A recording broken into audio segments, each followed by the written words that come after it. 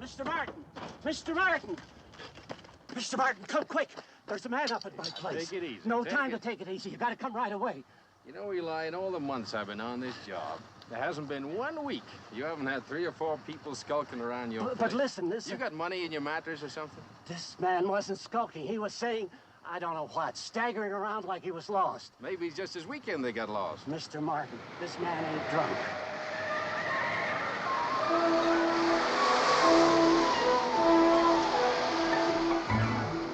He's not. She sure is. Deputy, I'm telling you, this fella's different. Well, you keep him that way, Eli.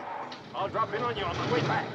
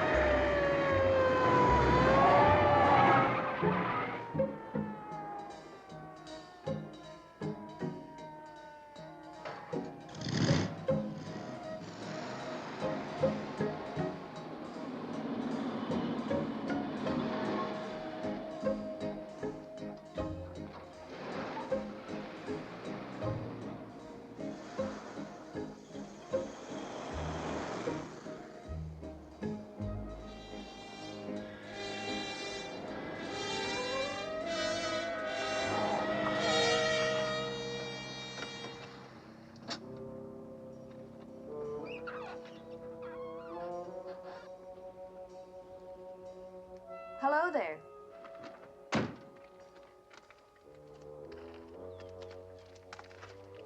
You could have ended up like that.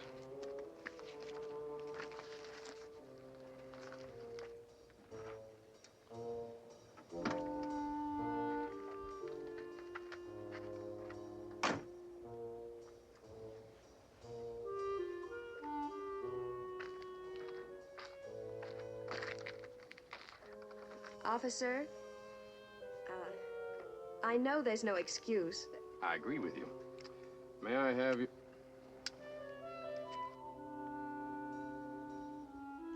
I was going pretty fast, wasn't I? Oh, you were going pretty reckless, too. You know, this is an old road. It's tricky and dangerous. It's lined with signs that say 25 miles an hour, 15 miles an hour, caution, winding road.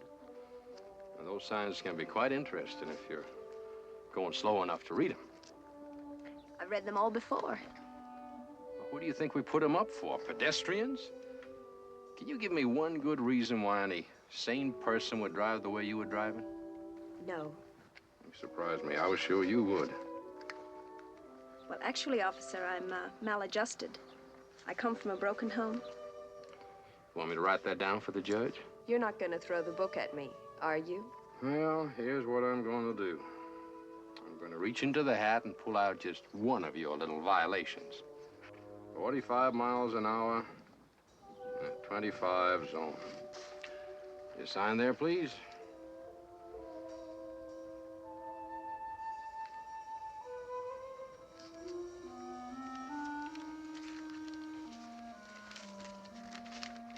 copy.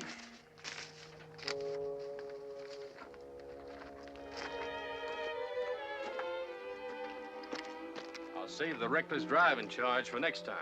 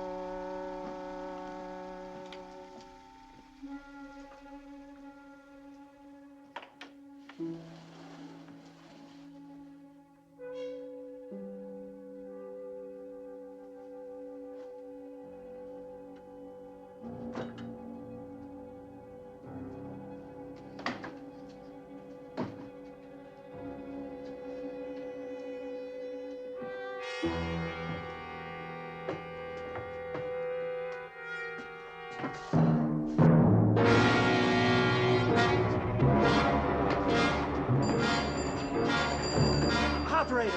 Operator! The sheriff's office, quick!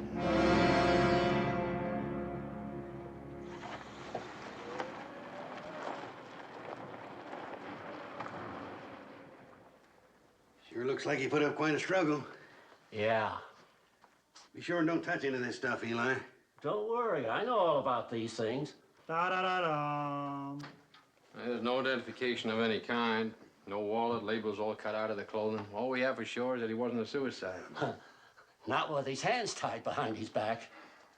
You should have listened to me. I told you to come up right away. Now, Eli, you remember the story about the boy who cried wolf? Don't you go trying to put the blame on me, Sheriff. Nobody's blaming anybody, Eli. If we followed up all your stories, we'd have to put on 2 extra men, which, by the way, you taxpayers won't let us have. You know, it's no wonder old Eli lives alone. No woman could stand to listen to him all the time. I wish I'd listened to him this once. Why, there's not enough time in the day to stop and measure all the ifs. You made the same choice I would. You went after what you saw instead of what you didn't see. That's what you paid to do. I know that. Doesn't make me feel any better. If I'd gone with Eli, that man might still be alive. Now, look, boy, when I hired you, I hired myself a good lawman. I didn't think about what happened in Denver then. You stop thinking about it now. Just shut your mouth and solve this case.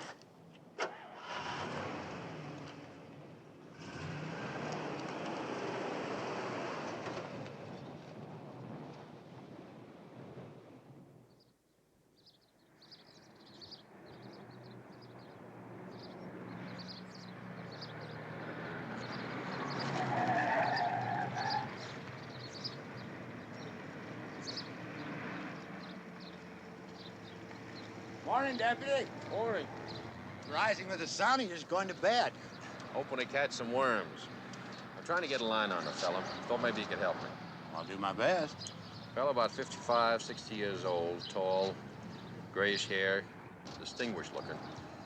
When last seen wearing a suit of thin, dark gray, shiny material. Doesn't sound like anybody I've seen. Thanks anyway. Oh, if he turns up, do you want me to tell him you're looking for him? No thanks. He's turned up already.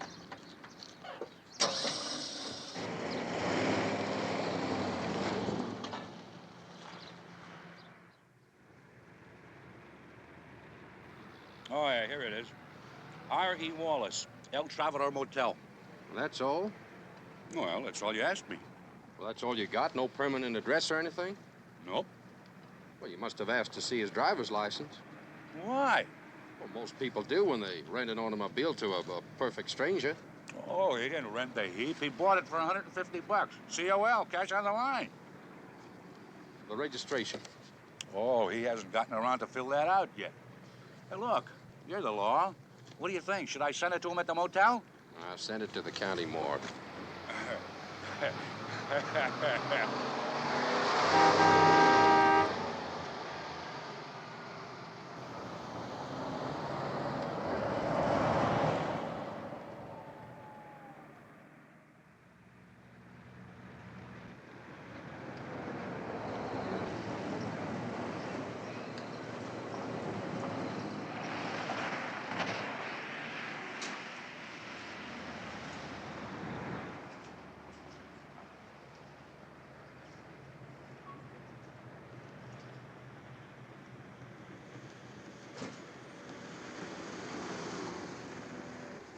Morning.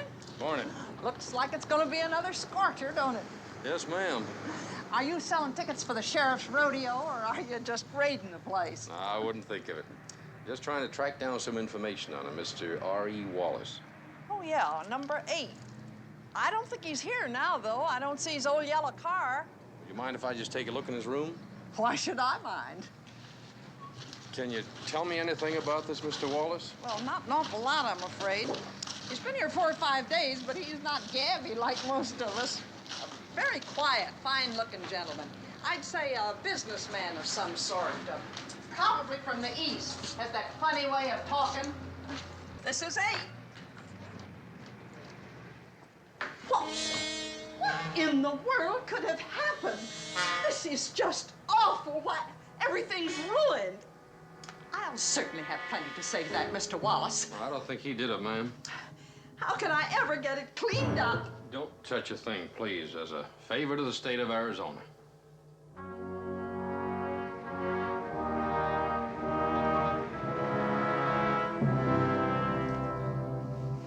No label on this clothing either. Not even any laundry marks. All this expensive luggage. But no initials on it, nothing. What does that mean to you? First, I thought the killer was trying to cover up the identity of the victim. Now, I think the victim destroyed his own identification. How do you figure that? Any man who buys luggage as expensive as this usually has his initials put on it. Could be. Could be, Brother Bloodhound. But don't just stand there, you ain't treed yet. Get out and see if you can pick up his track. It's sure funny how now when I got nothing to say to you, you keep wanting me to talk. You gotta keep talking, Eli, till I can make some sense out of it. I can't remember crazy talk when it don't make sense. Well, try. Think. What else? Over. He did say something about over the rim. Over the rim. Well, that must mean the Grand Canyon. Well, that narrows it down to Arizona anyway. Come on, Eli. Did he say anything else that you haven't told me? Well, but I'm not sure I heard it right. Come on. It sounded like dancing in the bucket. Dancing in the bucket? Uh-huh. At least that's what it sounded like. Got any idea what it could be? Over the rim. Dancing in the buckets. Bucket. Hey, wait a minute. You just keep your mouth shut.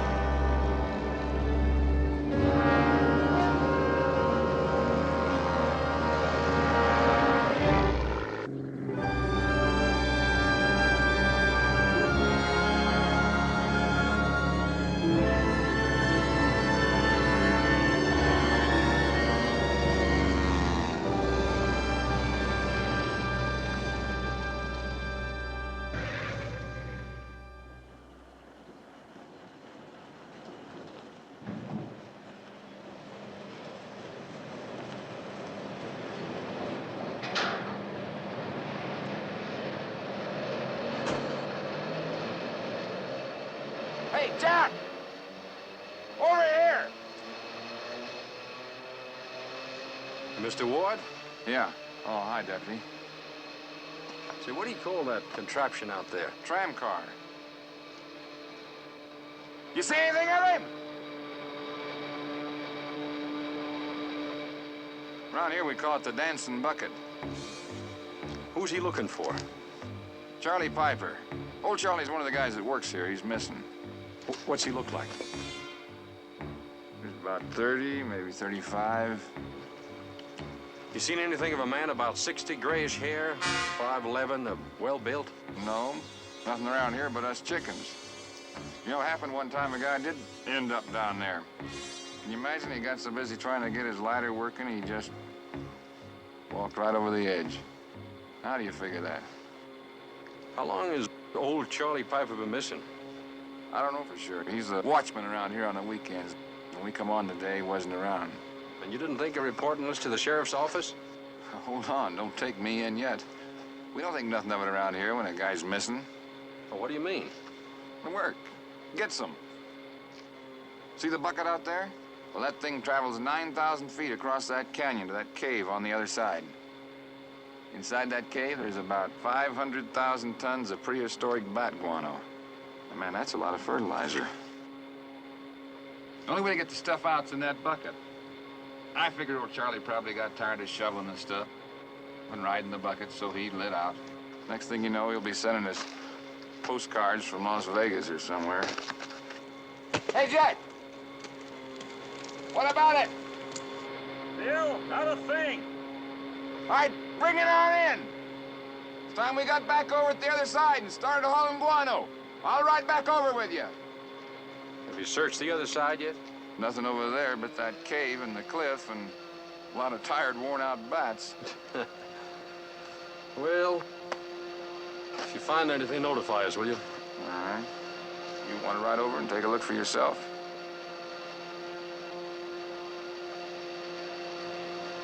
No, thanks.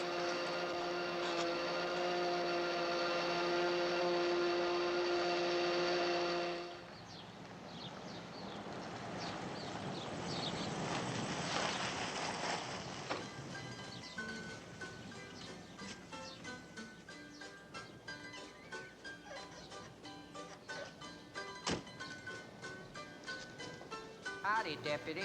Hi.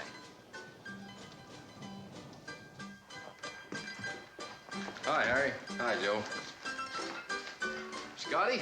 Hi, Les. What can I do for the long arm of the law? Well, I could use a double shot of bourbon, but I'm on duty. Coffee. So you know Charlie Piper. One of my regulars. He ever say anything to you about leaving his job? Well, he had dreams just like everybody else. What about you? You want to wear that green uniform the rest of your life? I used to have other ideas. I got a terrific notion. Yeah, what? Well, here we are, two healthy boys. You with the good looks, me with the baby fat, hanging around a ghost town waiting for the dry rot to set in. Now, ain't that a kick in the head? I won't argue. That ain't normal for two boys like us. I got an idea. Why don't you go out and disconnect the radio in your car? Sheriff won't like it, but that I can do. Good. Then we'll get rid of this thing. I'll take this packed house, the whole three of them, throw them out, lock the door, and we're off for Las Vegas. Scotty, I like you. And I like your notion. Tell you what, I'll donate my car. The siren will speed things along. We'll go for 2-3 days, maybe the whole week. We'll do nothing but a lot of drinking and gambling, carousing, and disturbing the peace. Building mind and body. Only one thing, I work for the county. I'm poor. Friend, money can't buy happiness. All the money we need is for that first drink. Then along comes this doddering, wealthy widow. Somebody about 22 and eager to buy the next round. You keep dreaming, Scotty. We're one girl short. Tell you what, I'll drop in later and we'll make more definite plans. Thanks for including me. Well, don't dawdle, boy, because youth is fading fast over the horizon.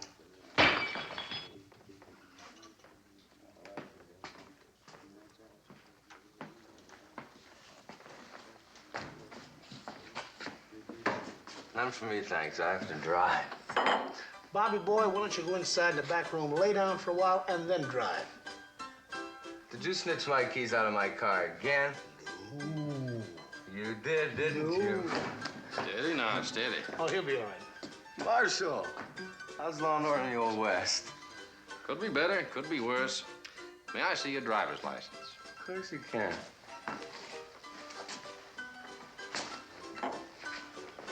No, just the license, please. Thank you. You connected with the Kendon gold mines? I'm not bragging. Any relation to Janice Kendon? Marshal, we don't bandy the names of women folk in our saloons.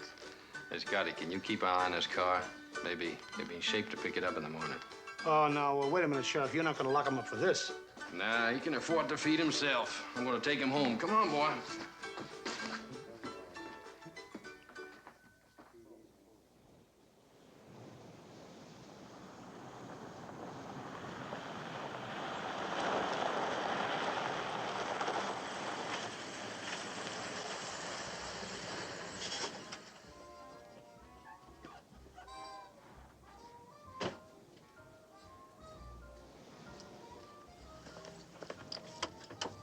Here we go, friend.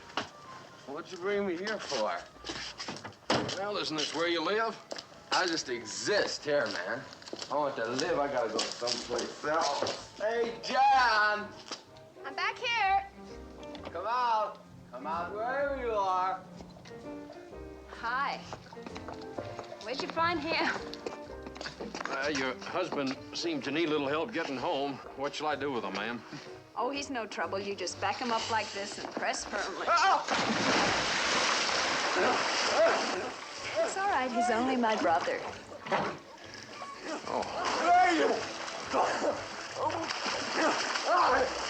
He always responds beautifully to cold water. Wish I knew why he had to drink so much.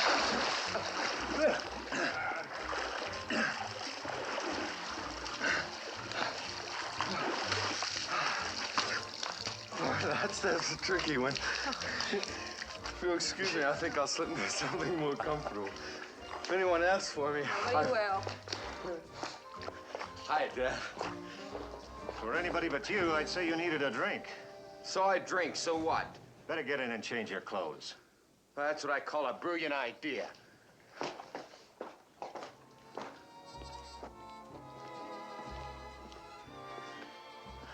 Good afternoon. How is it? Hotter the weather, hotter his temper. Yeah, sure. I haven't seen you around the place before. Oh, I'm sorry, Dad. This is Deputy... Les Martin, sir. Les Martin. Jim Kendon. That's Scotch, rye, or bourbon? Well, do you have any beer around? We'd be dead if we didn't. Can all right? Yes, sir, fine. Well, what have you been doing these days besides chasing girls and giving them tickets? They letting you in on the murder case? You know, that was my old office where they found that man. Yes, we know, thank you. When was the last time you were there, sir? I haven't used it since the Battle of Gettysburg. The only time I go over there is when I get lonesome for the old days. Well, pleased to have met you, Mr. Martin. Thank you. I'd better be getting back to my fossils. What kind of fossils? Dad likes to wander up and down the canyon picking up rocks. He's pretty much retired these days.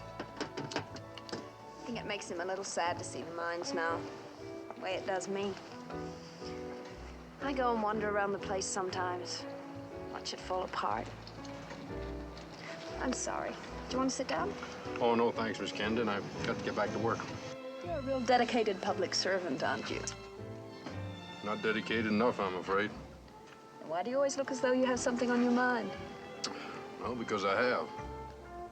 One thing I'll regret the rest of my life is chasing you the other day to give you that ticket. Why, Officer Martin? That's the most gallant thing I've ever heard. Yep, that's me. Gallant but stupid. While I was handing out speeding tickets, that's when the man was being killed. Well, thanks for the drink, Miss Kendon. I didn't know. I'm sorry.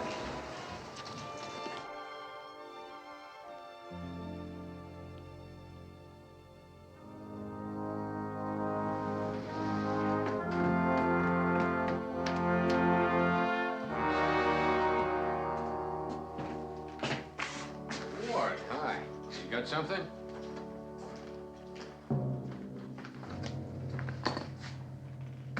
Remember that fellow I said had taken off for Las Vegas? Yeah? Not so sure about him now. That's his watch. One of my boys found it up the canyon. At the rim? Well, close to it. It was over by a boulder. Well, you know, even a dollar watch wears out sometime. Maybe he just threw this away. Not Charlie Piper. Like a kid about that watch. Sort of a lucky piece, you know.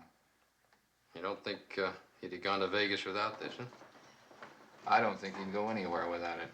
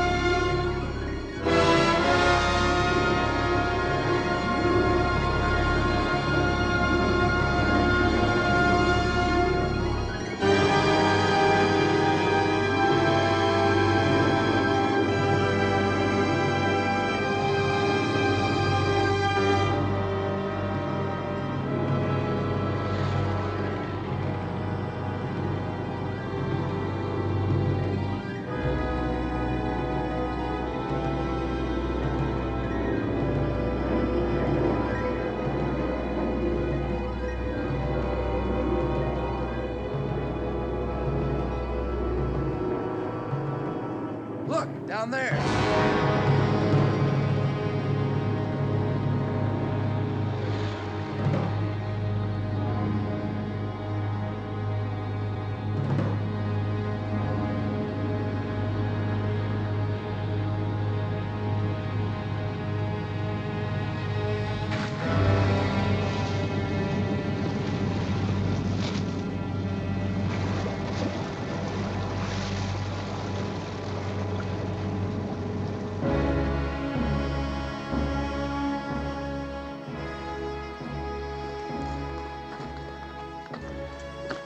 Charlie, all right.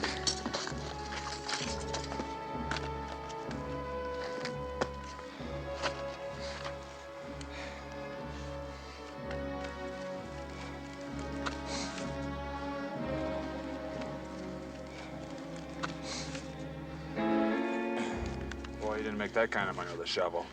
Not shoveling guano, that's for sure.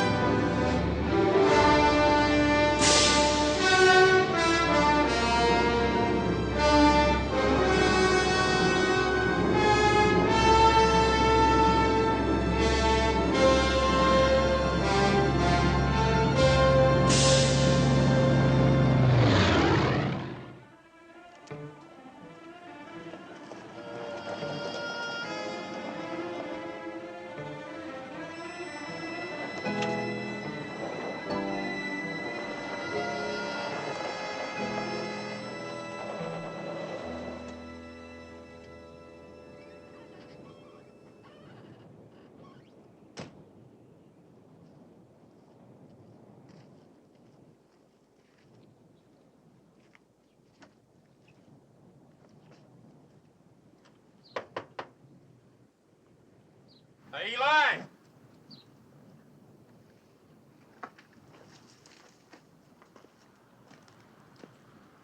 Eli!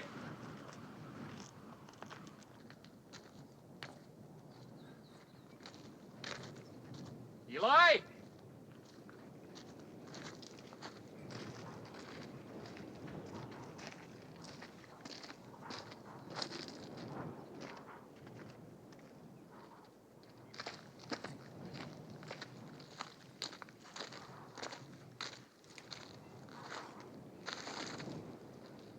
Hi there!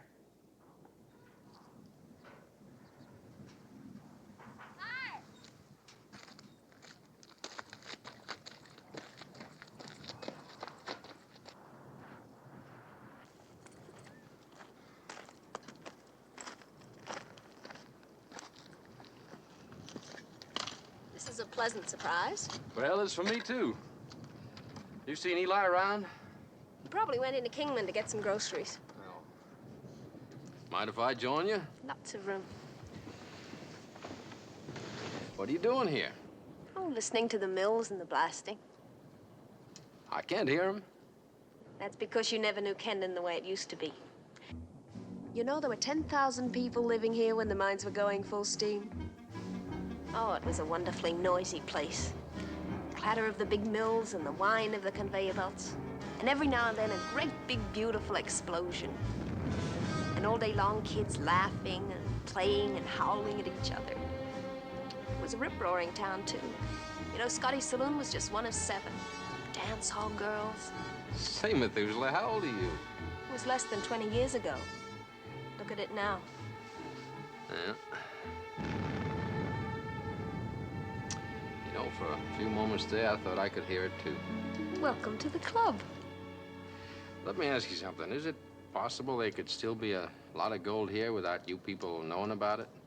Are you kidding? You're sitting on $20 million worth of gold, and practically everybody knows about it. During the war, the government had to close down all the gold mines because they needed the manpower. Well, the war's over. What are they waiting for? For the price of gold to go up. So I don't see anything wrong with $35 an ounce. Nothing wrong with it. In other countries where there's a free market, it averages about $50 an ounce. Oh, well, that is a difference. $24,000 a 100 pounds. Darn right it's a difference. Mm-hmm. My father spent a fortune sending me to college in New York to make me ladylike and dainty. You come along, and in 5 minutes, I'm just a miner's brat again. I think you still look ladylike and dainty. I'll slug anyone who says I don't. With all this gold here, how come they have only one man guarding it? Oh, Eli's not here to guard it. He just keeps the fences in repair so that the tourists won't fall down the mine shafts. And that concludes the lesson for today. All right, teacher. Here we go. Oh. Tell me, miss, what do you do when you finish a day's work? Go home, get your notes in order? Oh, I generally hang around the pool hall. Sometimes I get in with a group to go stealing hubcaps. You need some recreation. You mean like a hobby, like stamp collecting? Why don't you find yourself a nice, intelligent, well-rounded girl? Take her out for dinner and dancing. I think you're well-rounded. You might try my house, say, 7 tomorrow evening. That sounds like a dare. Oh, it is? All right, you're on. Tomorrow at 7, lightweight gloves. Keep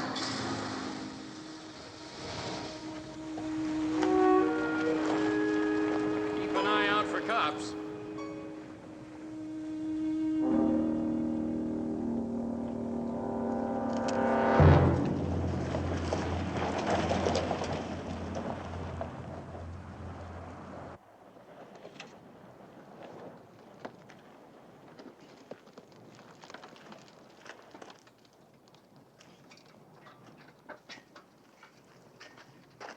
What are you doing down there?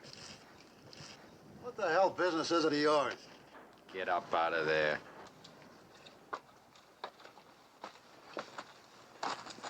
What's your name? Suds Reese. What are you doing here? Minding my own business, that's what. I'm hitchhiking my way out of this lousy state, so I stopped for a couple of beers and I'm sleeping them off. In a gold mine? Just wanted a cool place to sleep. You county cops got nothing to do but give me a hard time? Wait a minute. Where'd you get those? They're a graduation present from me mother. Yeah? You must have skipped a couple of grades you shouldn't have.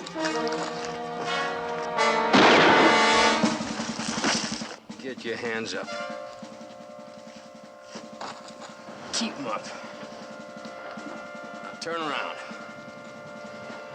Spread your feet. Come on. I want to break your neck. What are you trying to pull?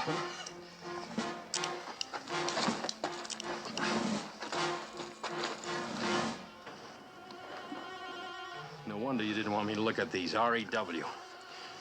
Mr. Reese, if you want to leave this state, ever, you better have a real good story about where you found those. What kind of a way is that to talk? I found them laying back down there. You had no idea who to give them back to, right? I don't know any R.E.W. Reese, you're coming down to Kingman with me, just to make sure you don't. All right, get going. You heard me. Come on now. Oh, what's going on out there? I've had enough trouble out of you and not me. I'm booking for assault and battery and suspicion of murder. Murder? Suspicion of murder, huh? This guy sure gets around, considering he just got out of jail in Prescott late yesterday. Late yesterday in Prescott. You know this guy? He's one of my star boarders, Suds Reese. He likes it, don't you, Sudsy? Sure. You got the best county jail in the county. Now, why did he slug me when I started to look at these binoculars? Oh, Sudsy's like that. Look at the initials. R.E.W. That certainly could be R.E. Wallace. Where'd you get him? Like I told this joker, I found him. Sorry, Les. Probably true. Anyway, we can book him for assault and battery. Sheriff, county attorney's on the telephone again. I'll take it in my office. Lock him up. Come on, Les, you might as well be in on this, too. I've met County Attorney Holton. He's, doesn't think very much of the sheriff's department. The feeling's mutual. Mr. Holden, Sheriff Edwards. Oh, that's very reassuring, Mr. Edwards. People around town are beginning to wonder if we still have a sheriff. I have in my office the mayor and Mr. Sanford of the Kingman Dispatch. They have the feeling that though you may be on the case, you're not doing anything about it. Well, we are. Matter of fact, I got something on it this morning. Communication on Charlie Piper, Los Angeles Police Department. The old goat's just bluffing, shuffling papers. If we don't win the election, it won't be his fault. Now, here it is. Arrested for hijacking a truck. Beat the rap. Apparently, the county attorney down there wasn't doing his job. July 6, 1953, he was tried and convicted for the burglary of a warehouse. Yeah, it must have been a different county attorney. Edwards, I'll tell you one thing. Neither one of those county attorneys would have gotten a conviction if you'd been sheriff, because your Mr. Piper would never have been arrested in the first place. Look, Sam, why don't you take care of your department, let me take care of mine? Sam Houghton backed my opponent the last time I ran for sheriff. It's going to make him very happy if we don't solve this case. Matter of fact, it might lose me the next election. I mean, for both our sakes, I'd better make some progress, huh? You got the message. What are you all dressed up for? I'm not all dressed up. You've got shoes on. It's cold around here at night. If you must know, I have a young man calling for me. Obviously, you can't think too much of him if you're not even going to keep him waiting. Hi. Hi.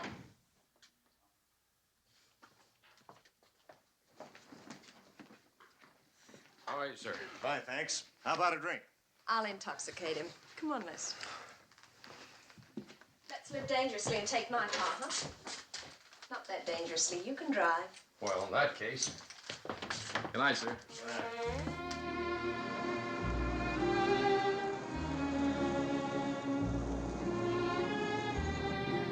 I keep coming back to one theory. Could somebody be sneaking gold out of your father's mine? Your somebody would have to sneak it out by the truckload to make it worthwhile. Now, if you had a big truck and taken ways, where would you take the gold? I've been accused of having fetching ways, but this is the first. This is hardly a big girl's idea of a gay night out. Can't we talk about us? I'm just trying to protect you. Somewhere in these hills, there's a murderer on the loose. Frighten me. If you don't answer my question, I'm really going to frighten you. Yes, sir. Well, if I was stealing gold, we miners call it high grading. I'd take it down to Mexico. $50 an ounce, remember? Would you have to know a lot about mining to discover a rich vein? Yes, and that's the last of your questions. Where are you taking me, Mr. Deputy? To Scotty's. I want to ask him some questions. This is turning out to be a fabulous evening. I was hoping to combine business with pleasure. Then let's get down to business. Here we are. Thanks.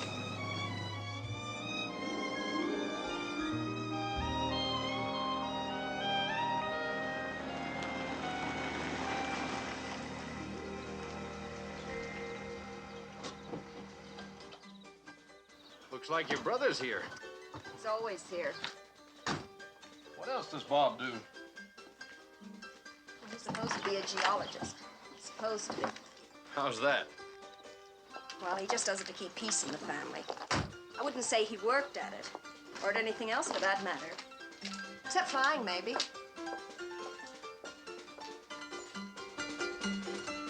Mademoiselle Kendon! Reserved table is seats up front, not too near the music. L'inspector, champagne, of course. Hi, Scotty. Hi. I'll join you in a minute, huh? Come on, drinks around me. Hi, sis. Stutter draw, deuces wild, you name it. Why didn't you come home last night? Why should I? Well, Dad and I were worried about you. I'm sorry that you're worried, sis, but I don't give a damn about him. Look, Bobby, no one wants to interfere with you.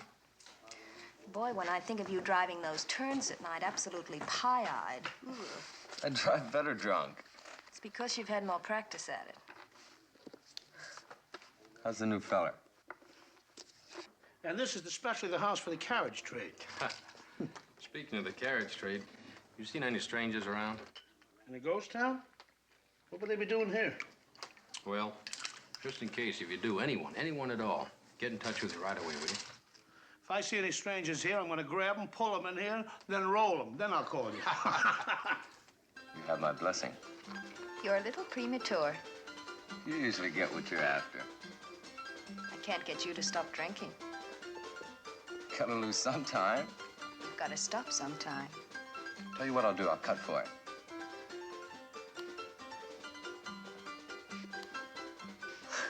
See? It's impossible.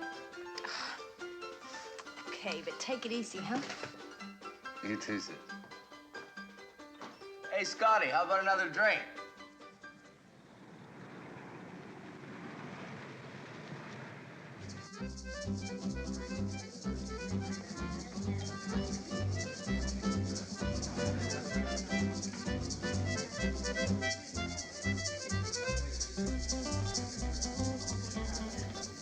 For an arm of the law, you're very light on your feet. And on yours. You're a lot younger than your jokes. Where did you learn to cha-cha? Oh, I sent away for a mail order course, but the left foot never arrived. Are you tired? Uncle. I'm glad you said it first. When you're not drag racing with policemen or rinsing out your brother, what do you do to keep busy? I'm a domestic. When summer comes, Dad pretends the housekeeper needs a long vacation. So I keep house for him and Bobby. Huh? What do you do in the winter? Now I know why you became a policeman. You just like to sit around asking questions. It's my turn now. All right. What did you do before speeding tickets and the cha-cha? Actually, I started out to be a lawyer. Mail order? University of Colorado. I passed my bar exams. I practiced for 2 years in Boulder City. But it just didn't get me. Not enough excitement? Not enough fresh air, I guess. Then what? One of the cases I was handling, I met a police sergeant from Denver, homicide. And his job seemed much more interesting than mine, so I became a policeman, homicide. A detective? Mm-hmm. Oh, that's interesting. Were you a good detective? Well, they seemed to think so. There was even talk of running me for district attorney. I'd have voted for you. Another round, please. Well, you can't finish the chapter there. No personal life? No police women? Well, I did meet a girl, and we fell in love, got married. Had 3 wonderful years. Then she became ill. Everyone was very understanding. I couldn't keep my mind on what I was doing, and I messed up a terribly important case. The department was kind of glad to see me go. And when she died, I just couldn't stay in the same town. Well, you don't have to talk about it if you'd rather not. Oh, it's finished now, I think. I became somewhat of a drifter for a while. Nowhere to go, nothing to do. Until I ran into Sheriff Edwards here in Kingman. He knew about me and practically bullied me into becoming a deputy. Bless his overweight old heart. I'll go along with that. So what about the future? You could still run for district attorney. Well, the main thing at the moment is to do a good job right where I am. There's nothing to stop you.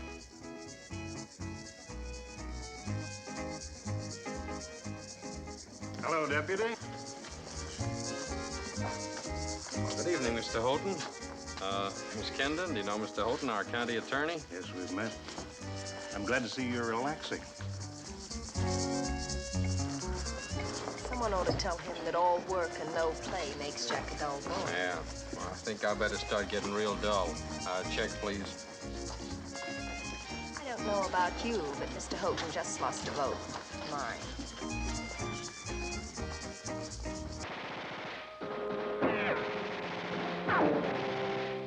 I'm sorry, Mad Dog. You wouldn't have it any other way. Well, Lieutenant, I guess that closes the books on Mad Dog Truly.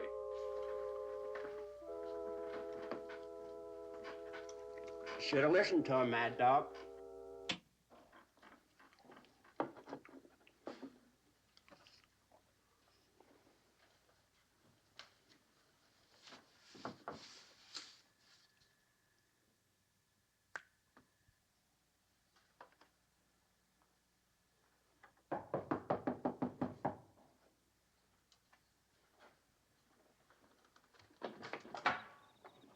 Well, you couldn't have picked yourself a better time to have dropped in.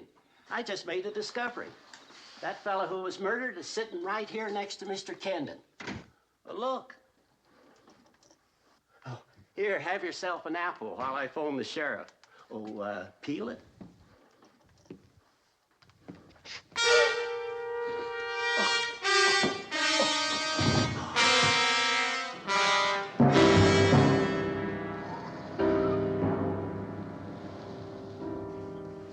Is this the coroner's inquest? Yes, Miss Kendon.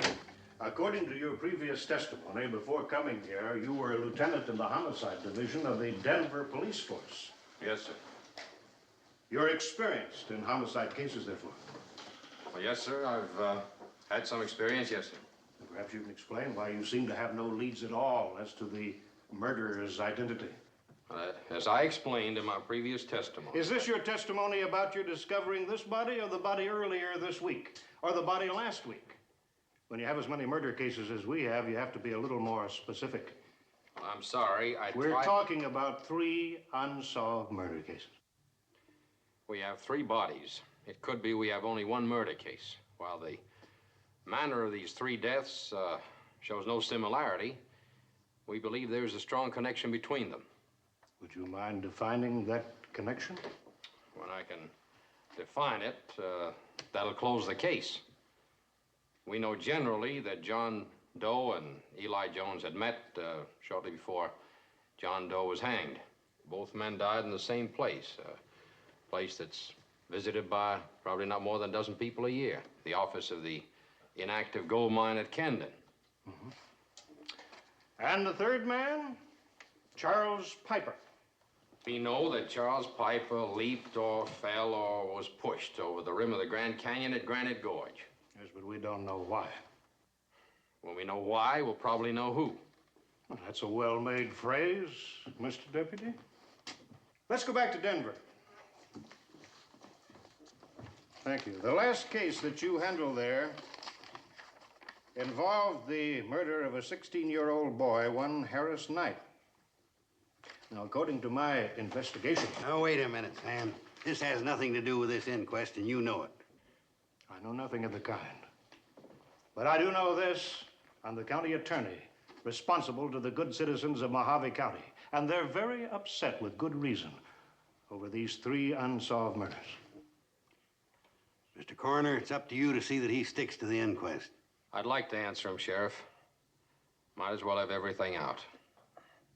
You may continue the questioning. Mr. Martin, according to my investigation, you had the police department in Denver holding the wrong man for trial. It wasn't until you were relieved of your job and another officer replaced you that the true murderer was found and convicted. Yes, sir. In other words, you were guilty of several mistakes and some carelessness in the matter of Harris Knight. Yes, sir. And then again, according to your testimony, the deceased Eli Jones intercepted you on the morning of the 16th of this month, and he begged you to come with him to interview with John Doe, a man known as R.E. Wallace, who was killed later the same day in the Kendon mine office. Now, have I made any misstatements of fact up to this point? No, sir. According to your own report, you disregarded Eli Jones's request and went chasing after a girl. I wasn't chasing after any girl. I was taking care of a traffic violation. You gave her a ticket? Yes, I did. What was the ticket for? 45 miles an hour and a 25-mile zone. Wow, now, that doesn't sound so serious to me. Certainly not as serious as murder. Or even a request for help from Eli Jones. When Eli Jones asked for help, I didn't know of any murder. And I did see somebody breaking the law. Now, you can call it a mistake only now, after the fact. You made a mistake in the case of Eli Jones and John Doe. You made a mistake in Denver in the matter of Harris Knight. Now, why should we have any reason to assume that there won't be further mistakes? I can't give you any guarantee. Nobody can. Mr. County Attorney, our sole purpose here is to establish the identity of the deceased and to determine the cause of his death. Mr. Coroner, I'm just trying to do my job. And I assume that all of us are trying to do the same. It seems clear to me that those of us who haven't met with violent death so far might be reassured if there were fewer mistakes and more progress. Perhaps this entire community would all feel a little more secure if someone with a different record was handling this case.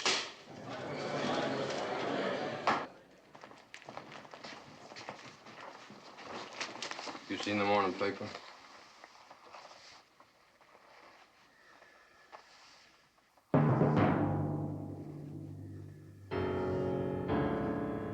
You want my resignation? No, I don't want your resignation. But if this sort of thing keeps up, I'm going to have to accept it. Hey, Martin, you got quite a stack of unanswered phone calls out here. Janice Kendon called. Miss Kendon called to report she's a missing person. All right. Janice Kendon would I'd like... like to send you a food package. Where? I see at least you got the messages. He's been working like a dog, Miss Kendon. He is a dog. Not being a girl, you can't imagine how embarrassing it is if you keep chasing a man and he keeps hiding from you. I'm sorry, All right, Deputy, put your hat back on. Take the silly look off. You're going to buy me a hamburger. All right, you're on. I'll just put these things away.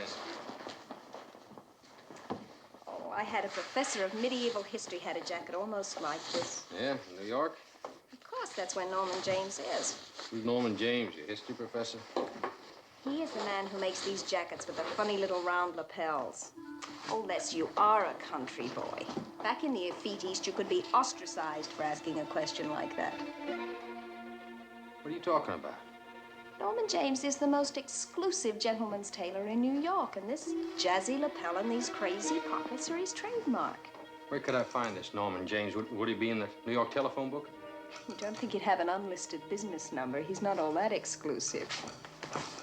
What's that for? For being the best girl a deputy ever had. Well, hey, how about my hamburger? You stay right there. I'll get you a whole trunk full of hamburgers. Rush this out, will you? To New York Police Department. Contact immediately Norman James. Norman James made suit as described for only one customer. Randall E. Whittemore, Claiborne Towers, New York. Whittemore, Executive Vice President of Kendon Mining Corporation, currently on extended business trip. Pretty smart of you to recognize that jacket. We hicks out here probably never would have known about it. Janice recognized it. You think Mr. Kendon is connected with this somehow? Well, let's face it, he and Whittemore belong to the same company. Daughter recognized the jacket. What if you go out and have a little talk with Kendon? Yeah. Second thought, it'd probably take half the time if I went out there. Well, if you want. No, you know your way around. Besides, why send an old man to do a boy's job?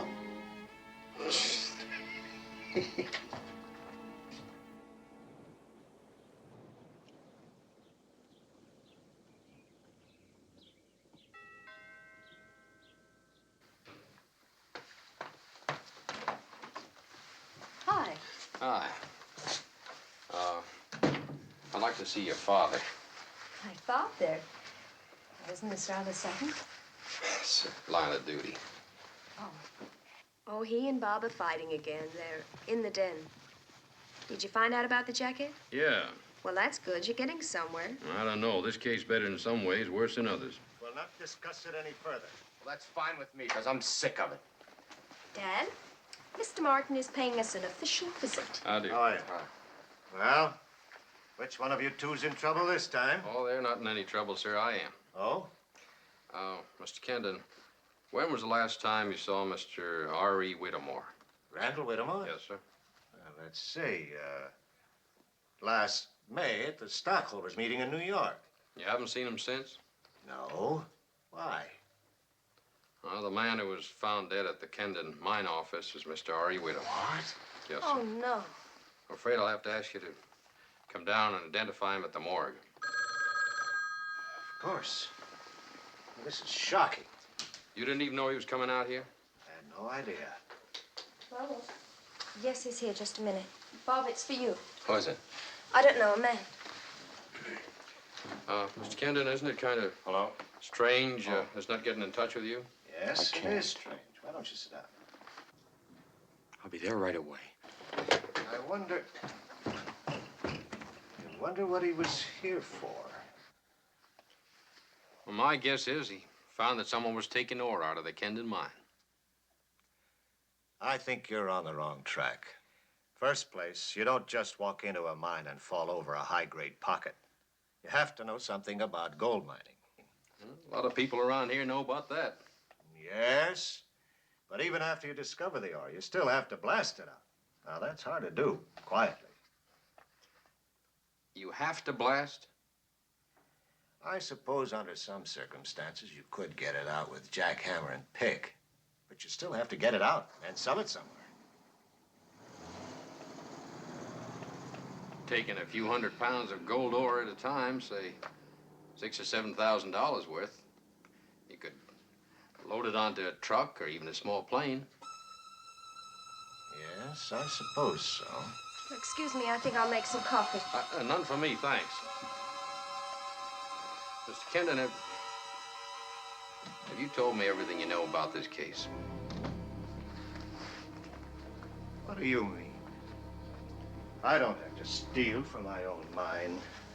I'm sorry I have to ask you these questions.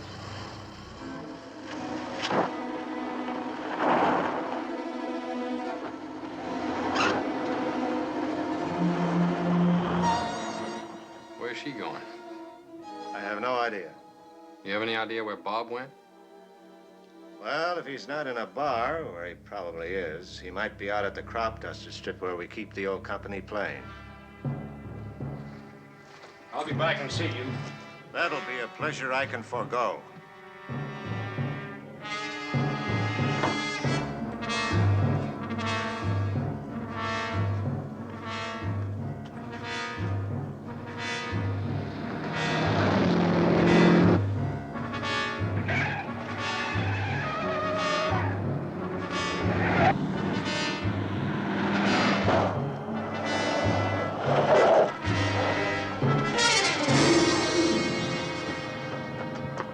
You're not supposed to call me at home.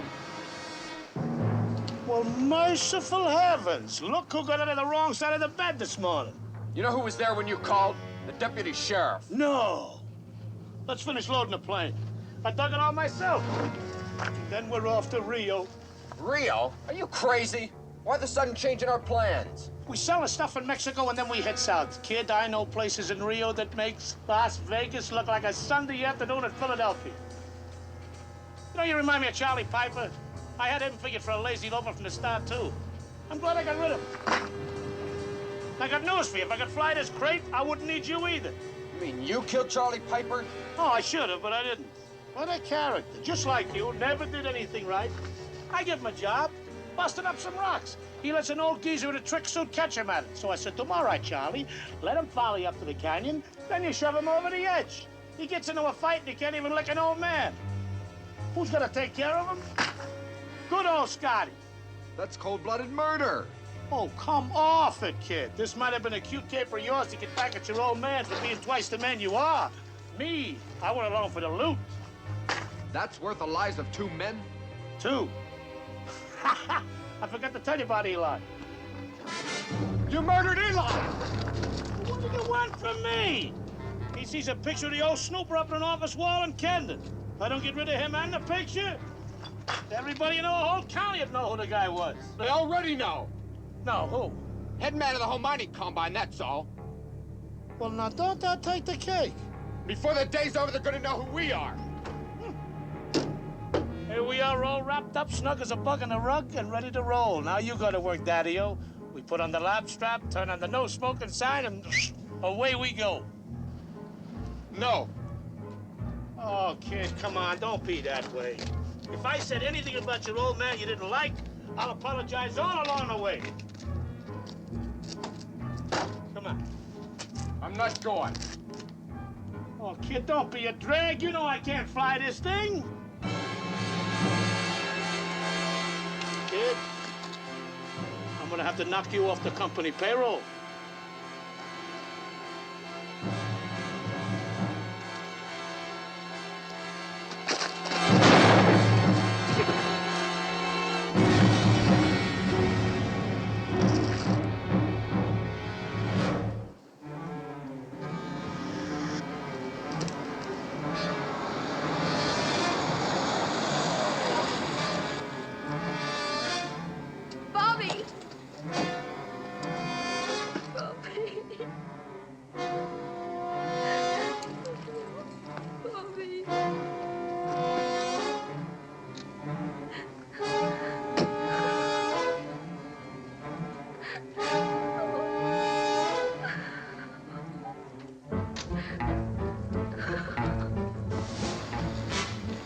Now, baby, I didn't mean to knock him off, but you're gonna be my ticket out of here. Now, come on, your car, let's drive.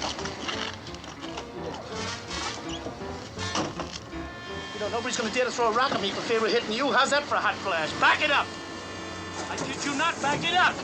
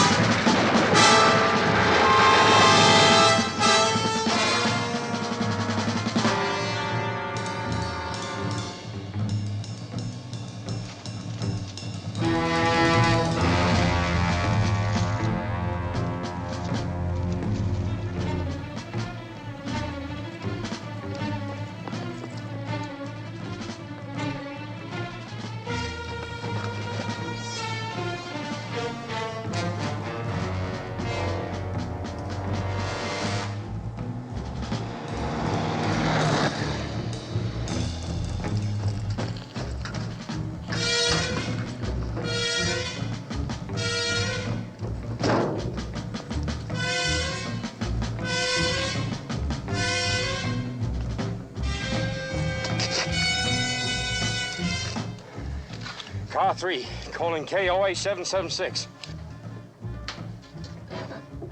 Come in, car 3. Hey, George, let me talk to the sheriff. Les? Yeah. Scotty O'Brien's our man. He's killed Bob Kendon, taken off in Janice's car with her as hostage. Where are you? Crop duster strip with a flat tire and a broken radiator. Now, he's heading north. You better notify Buzz to warm up the planes. We're going to need him. Okay, I'll pick you up. George, get the emergency van. Attention all units.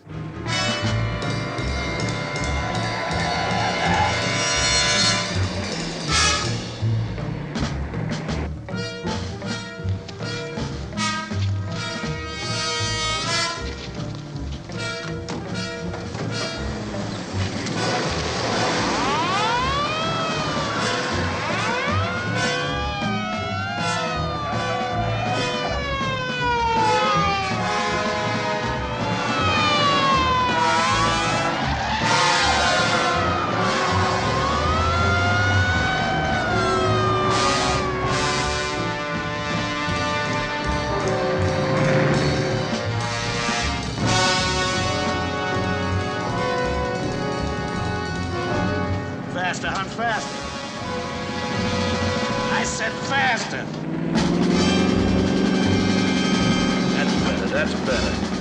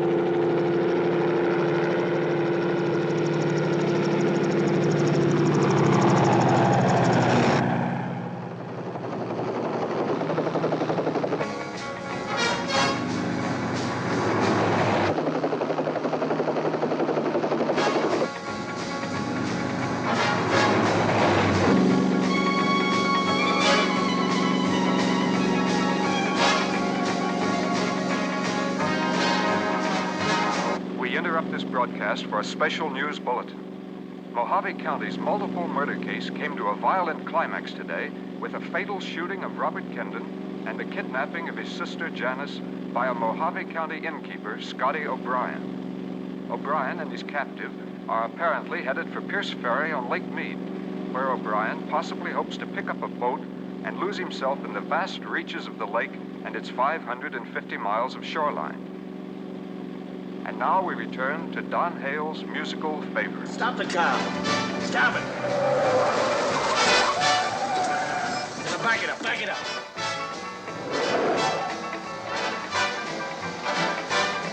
All right, that's it. Now hold it. To the right, let's go.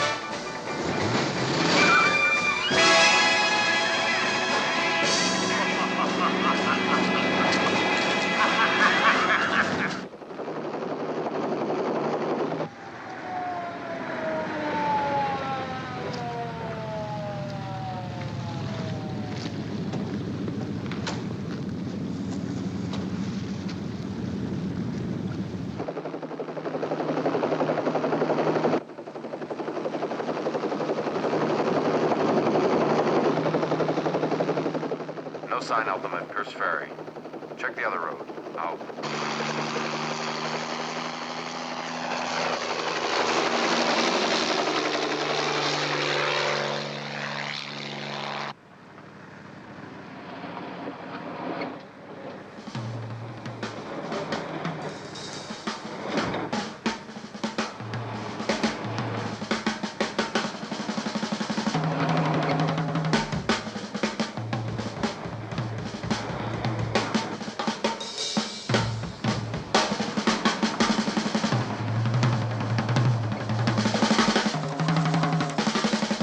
Get out now, baby.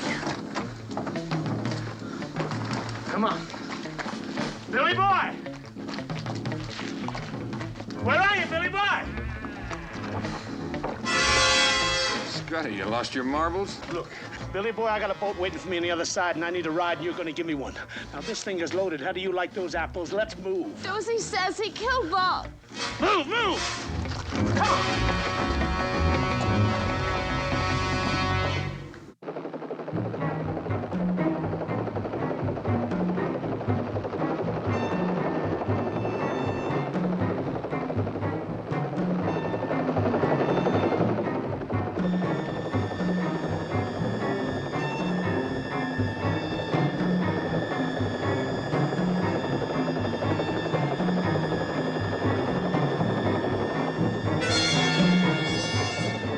I see the Thunderbird outside the tram shed.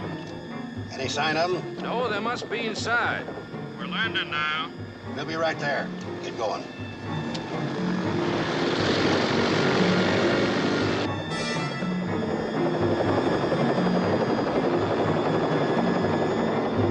Billy boy, let's go.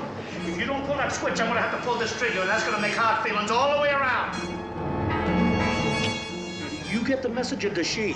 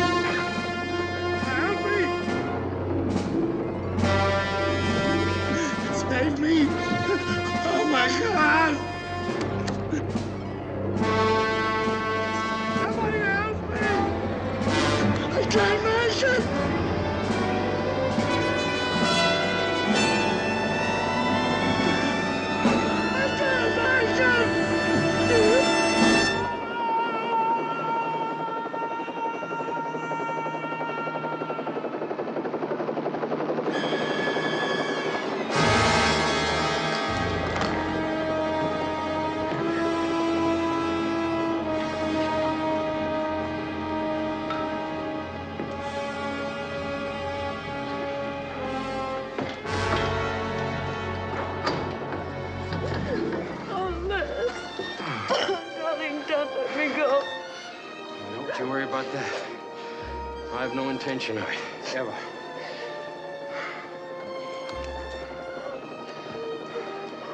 Hey, Ward, take us back. And be careful.